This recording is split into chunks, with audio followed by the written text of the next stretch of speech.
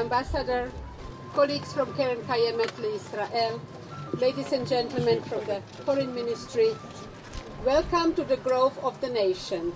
Your planting a tree in Israel is a message of life and friendship and a symbol of the bond between our nations.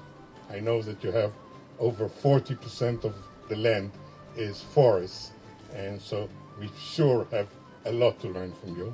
Bless, O Lord, their might, and may the work of their hands find favor before thee. Look down from the holy habitation, from heaven, and bless this land, that it may flow again with milk and honey. Amen. Както повелява старата еврейска традиция, дървото, което ще засадя днес, ще бъде символ на това приятелство. През годините то ще расте и ще дава плодове, така както разбирателството и сътрудничеството между нашите два народа. Welcome on board. Let's have a tree planted together.